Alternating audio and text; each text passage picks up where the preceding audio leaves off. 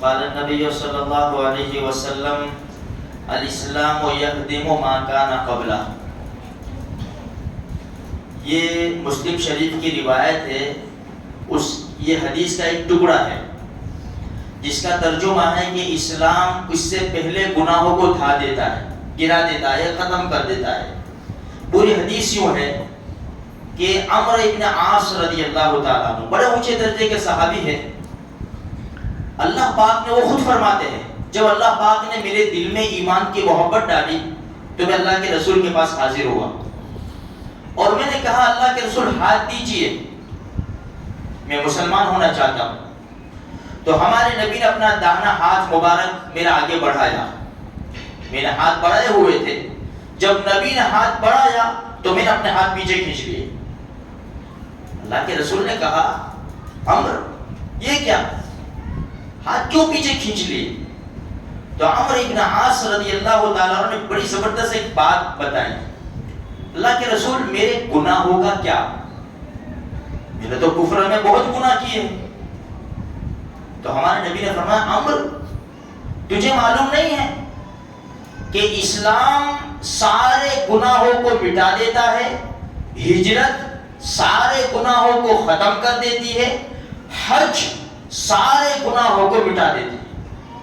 3 باتیں اللہ کے رسول صلی اللہ علیہ وسلم فرمائی. اب حج اور ہجرت یہ تو اسلام لانے کے بعد کی چیزیں ہیں، لیکن اسلام اتنی بڑی دولت ہے کہ جب انسان چاہے 70 سال کا گنہگار ہو، جب اس نے سچے دل سے لا الہ الا اللہ محمد رسول اللہ پڑھ لیا، اس کی زندگی کے سارے گناہ، سارے کفر، سارے شرک اللہ ایک جھٹکے کے اندر معاف کر دیتا ہے. یہ ہے اسلام. میرے بھائیوں، ہم الحمدللہ ہم بھی مسلمان ہیں. اللہ ہم کو سچے پکے مسلمان بنائے. ہم مسلمان کیسے؟ دیکھو، ایک وکیل صاحب ہوتے، ڈاکٹر صاحب ہوتے، انجینئر صاحب ہوتے، ہر ایک اپنی فیلڈ میں ماہر ہوتا ہے. ڈاکٹر کو انجیکشن لگانا نہ آئے تو اس کو ڈاکٹر کہیں گے. وکیل کو کیس لڑتے نہ آئے تو کہاں سے وکیل کہیں گے. انجینئر کو نقشہ بناتے نہ آئے گھر کا تو کہاں سے اس کو انجینئر کہیں گے. ہر انسان اپنی فیلڈ میں ماہر ہے. کچھ بھی کہو وہ کہے گا ہاں یہ اس کی لائن کا پوچھو بتا دے گا. میرے بھائیوں، ایک کھلاڑی ہوتا ہے نا، کھلاڑی ایک کرکٹر ہوتا ہے، فٹ بالر ہوتا ہے، جو بھی جس فیلڈ میں وہ کام کرتا ہے نا اس فیلڈ کا ماہر ہے. وہ اس کو اس لائن کا سوال کرو بتائے گا، اس لائن کے بارے میں پریکٹیکل تمہیں سمجھائے گا. ہم مسلمان ہیں. ایک فوجی ہوتا ہے اپنی وردی میں ہوتا ہے، اپنی وردی میں، اور وہ دیش کی رکشا کرنا جانتا ہے، اپنی جان نچھاور کر دے گا دیش کی حفاظت میں. یہ ساری مثالیں دینے کے بعد میرے بھائیوں ایک سوال یہ ہے کہ ہم مسلم ہیں، ہم مسلمان ہیں، کیا ہم اپنی فیلڈ میں ماہر ہیں؟ کیا میں اسلام کو جانتا ہوں اچھے طریقے سے؟ کیا میں اسلام کے اوپر اچھے طریقے سے عمل کرتا ہوں جس طرح اور لوگ اپنی اپنی فیلڈ میں کام کر رہے ہیں؟ کیا میں کام کر رہا ہوں؟ اگر میں کچا ہوں تو مجھے اس کے پیچھے محنت کرنی پڑے گی. اس لیے کہ جب انسان کسی فیکٹری میں، کسی کمپنی میں جاب کرتا ہے، اس کو آگے ڈگری جب ہی ملتی ہے جب وہ محنت کر کے ترقی کرے گا.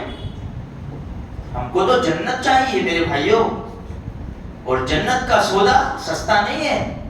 1 روپے کی جنت نہیں ہے کہ روپے میں جنت مل جائے گی. جنت بڑی قیمتی چیز ہے، اس کے لیے بہت بڑی بڑی قربانیاں دینی پڑتی ہے.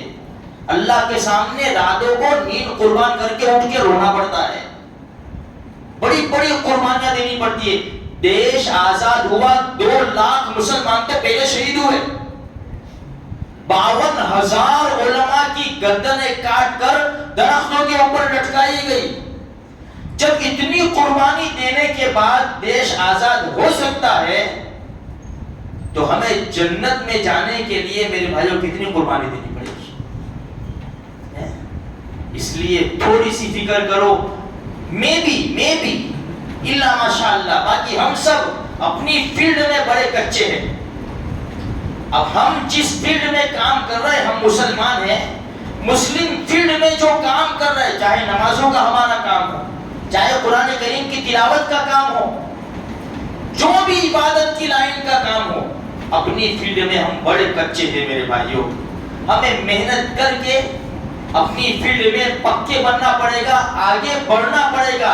ترقی اس وقت ہوگی جب ہم فکر کے ساتھ کام کریں گے. بھائی نماز پڑھنی ہے، میں فکر کے ساتھ نماز پڑھوں، بس آئے نماز پڑھی نہ چلے گئے، کوئی فکر نہیں، کچھ بھی نہیں. روزانہ کا معمول. کبھی میں نے سوچا کہ میری نماز برابر بھی ہے کہ نہیں ہے، میری وضو برابر بھی ہے کہ نہیں. میں مولوی صاحب سے، امام صاحب سے پوچھوں، مولوی صاحب ذرا دیکھو تو صحیح میرا رکوع کیسا ہے. انسان چھوٹا سا فارم بھرواتا ہے تو دکھاتا ہے کہ دیکھو برابر تو ہے، کوئی غلطی نہیں ہے، ریجیکٹ نہ ہو جاوے. امام صاحب میرا رکوع دیکھو، میرا سجدہ دیکھو، میرا قیام دیکھو، میری اتحیات سنو، میری دعائیں قنوت سنو، میری نماز ریجیکٹ نہ ہو جاوے. تھوڑی سی فکر کرو میرے بھائیوں. اسی طرح زندگی گزار کے مر جانا اچھی بات نہیں ہے. اللہ تبارک و تعالیٰ مجھے آپ کو پکا سچا مسلمان بنائے.